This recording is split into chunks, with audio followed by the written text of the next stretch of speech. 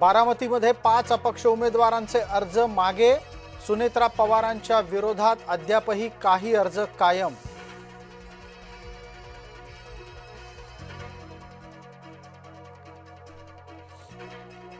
प्रफुल्ल पटेल यांच्या फलकावर अजित पवारांचा फोटोच नाही, गोंदियातल्या गोंधळावर पटेल गप्प.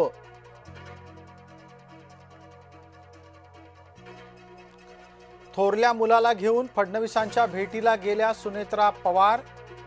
देवेंद्र फडणवीस, पार्थ पवार आणि सुनेत्रा यांच्यात बराच वेळ चर्चा.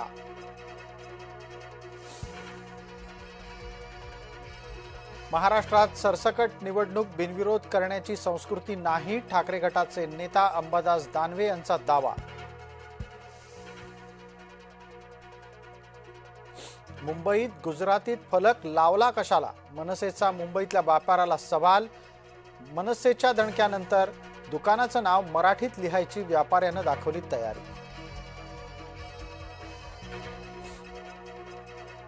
अशोक खरातला दूरस्थ यंत्रणेद्वारे न्यायालयात केलं हजर. सुरक्षेच्या कारणास्तव खरातची शारीरिक हजेरी पोलिसांनी टाळली.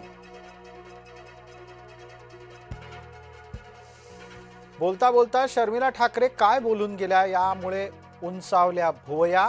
आपल्याकडेही अनेक भोंदू आले होते. शर्मिला ठाकरे यांचा निशाणा नक्की कुणावर? जिहाद यांना ठोकण्यात सध्या पीएचडी करतोय मंत्री नितेश राणे यांचं पुन्हा एकदा लक्षवेधी वक्तव्य. एसटीचा प्रवास 100 रुपयांनी महागणार, तिकीट दरामध्ये 10% हंगामी वाढ.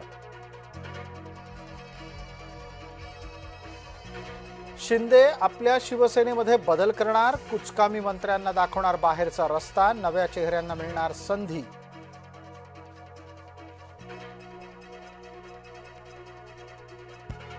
मनसेमध्ये फेरबदलाचे वारे, तिथेही नव्या चेहऱ्यांना मिळणार संधी, जुने चेहरे नव्या जबाबदारीत.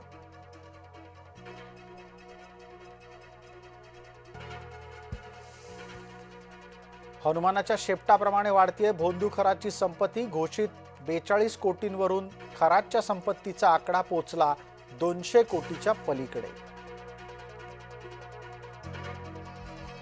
पश्चिम महाराष्ट्रात भाजपाचा पवारांच्या राष्ट्रवादीला दे धक्का. समरजित घाडगे भाजपात परतले.